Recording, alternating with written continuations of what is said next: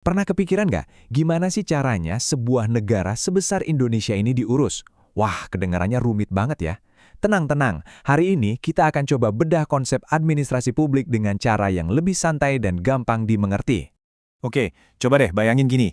Anggap aja negara kita ini satu rumah tangga raksasa. Super raksasa malah.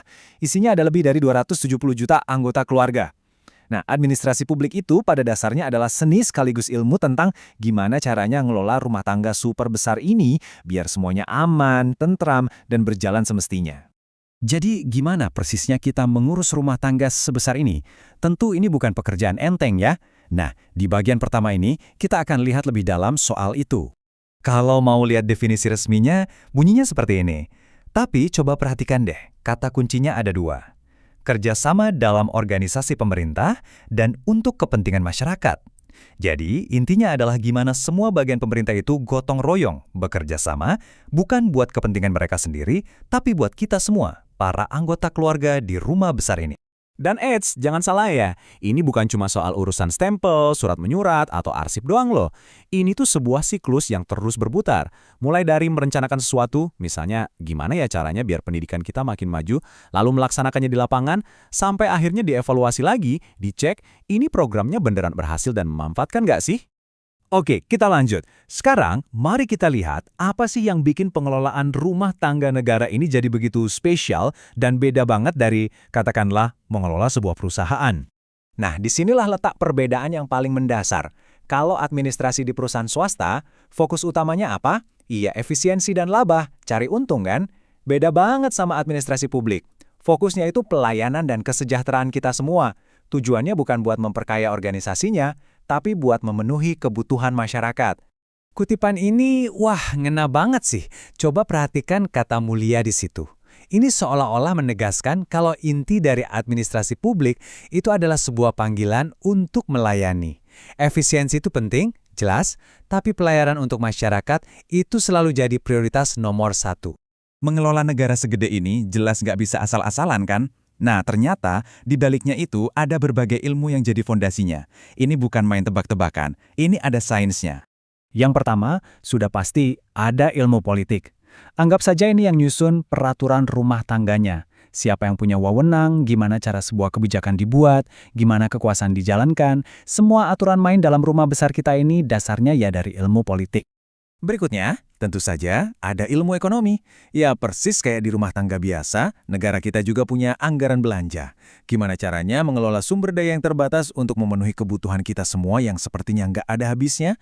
Nah, ilmu ekonomilah yang menyediakan alat untuk mengatur dapur keuangan keluarga raksasa ini.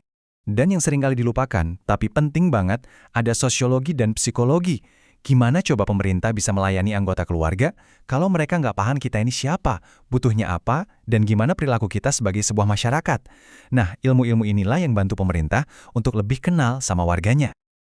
Oke, kita sudah tahu apa itu administrasi publik dan ilmu-ilmu di belakangnya. Sekarang, pertanyaan besarnya, kenapa sih hal ini krusial banget buat kehidupan kita sehari-hari? Jadi gini, administrasi publik itu punya keunikan tersendiri. Pertama, kita nggak bisa menghindar darinya. Mulai dari kita lahir, bikin akta, punya KTP, lewat di jalan yang dibangun pemerintah, sampai menyekolahkan anak. Kedua, kinerjanya itu susah diukur. Mengukur tingkat kebahagiaan warga kan jauh lebih rumit daripada sekedar menghitung untung rugi.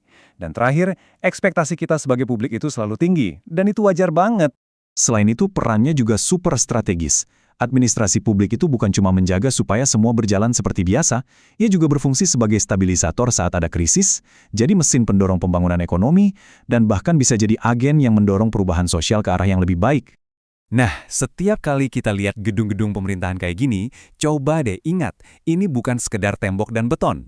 Ini adalah dapur dari rumah tangga raksasa kita. Disinilah semua kebijakan yang mempengaruhi hidup kita dari hari ke hari itu dirumuskan, dimasak, dan akhirnya disajikan. Tapi, di balik semua peran pentingnya ini, ada fakta yang menarik loh. Bidang studi ini ternyata sampai sekarang masih menghadapi sesuatu yang disebut sebagai krisis identitas. Maksudnya apa ya?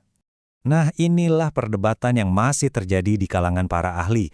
Apakah administrasi publik ini sebuah ilmu yang benar-benar berdiri sendiri, punya teori dan metodenya sendiri, atau apakah ia sebenarnya cuma anak atau cabang dari ilmu lain yang lebih besar, seperti ilmu politik atau ilmu manajemen?